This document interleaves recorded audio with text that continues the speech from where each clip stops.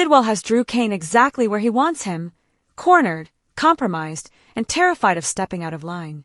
The Boxing Day gathering at Windermere may look elegant on the surface, but beneath the polished smiles and polite conversation, a dangerous power play is unfolding in real time.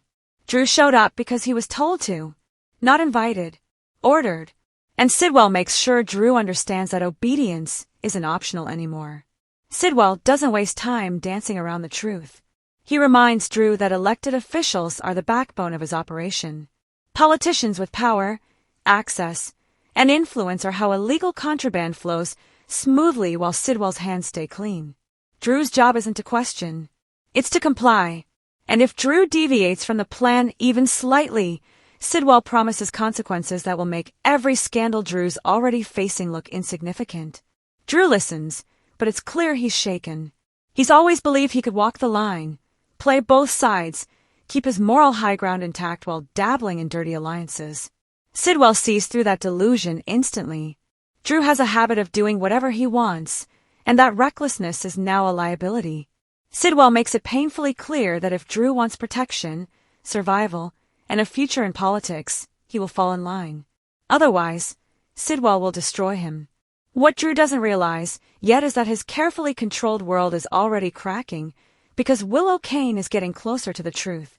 While Drew submits to Sidwell's pressure at Windermere, Willow is elsewhere doing something far more meaningful. She takes Scout to see her real family. Alexis, Christina, Molly, the people Drew has been deliberately keeping at arm's length. And that decision alone sets off a chain reaction Drew never anticipated. Willow doesn't just facilitate a visit, she witnesses how deeply Scout needs her family. The joy, the relief, the emotional grounding Scout experiences the moment she's with her grandmother says everything. It's proof that Drew's rigid control isn't protecting his daughter, it's hurting her. The visit is short, too short, and on the drive afterward, the emotional fallout hits Willow full force. Scout opens up in the car, and what she confesses isn't childish frustration, it's heartbreak. She tells Willow that her dad feels different, harder, that she doesn't know how to talk to him anymore, that she feels like she has to keep her feelings bottled up so she doesn't make things worse. Drew doesn't hear this.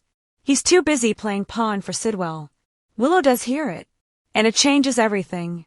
By the time Willow heads toward Spoon Island, she's already questioning the man she married. And spoilers confirm that Willow becomes privy to information on December 29th that could permanently alter her view of Drew.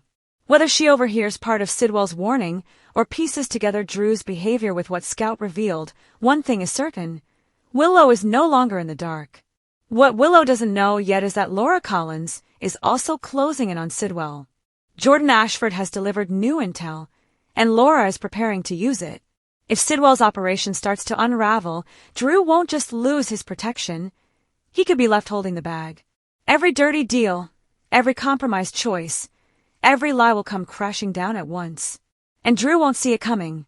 Meanwhile, Tracy Quartermain continues playing one of the most dangerous games of all, protecting Michael Corinthos by lying under oath. Tracy knows exactly what's at stake. She knows Michael was outside Drew's house the night of the shooting. She knows the truth could blow the entire case wide open, and she is absolutely determined to keep that secret buried. Michael reassures Tracy that Jacinda is still willing to lie for him too, but Tracy isn't comforted. In fact, she's disturbed. Tracy openly questions whether it's fair to keep a woman in the dark, and it's clear she's talking about Jacinda. If Jacinda doesn't know the full truth about where Michael really was that night, then Tracy sees a ticking time bomb waiting to explode. Secrets don't stay contained in Port Charles.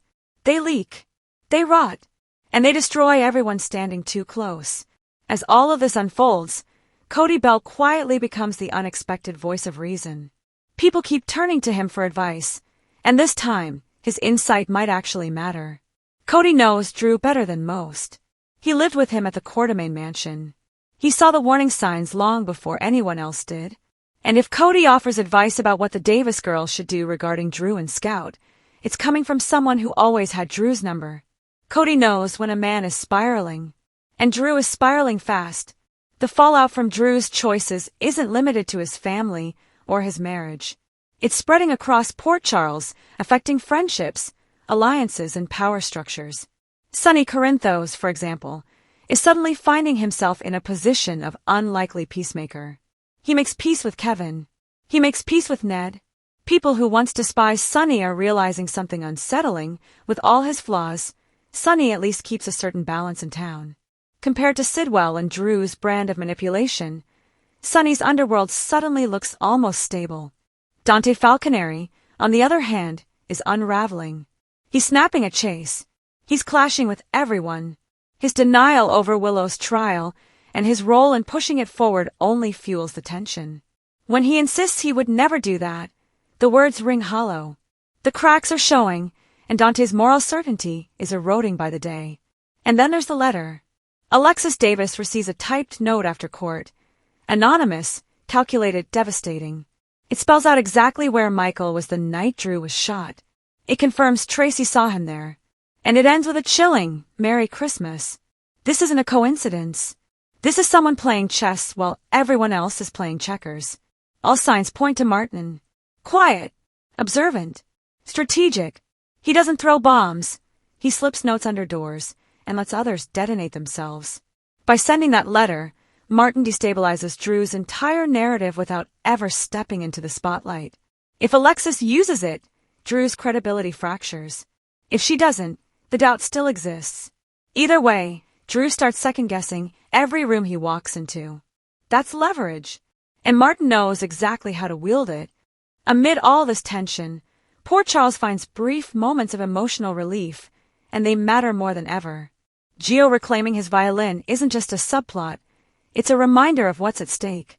Healing doesn't arrive with power plays or threats. Sometimes it arrives quietly, through music, through family, through someone simply staying in the room while you fall apart.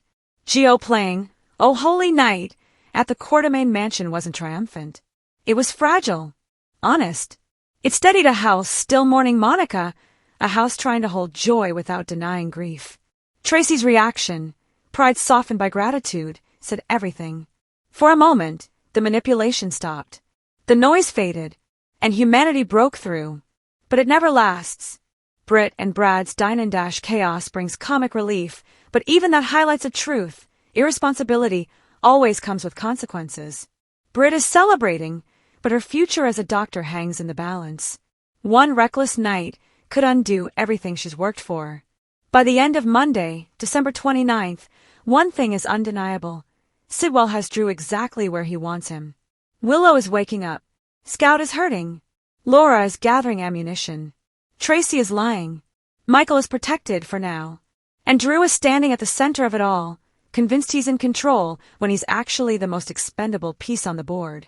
Because once Sidwell is done using him, Drew Kane won't just lose his power. He'll lose everything.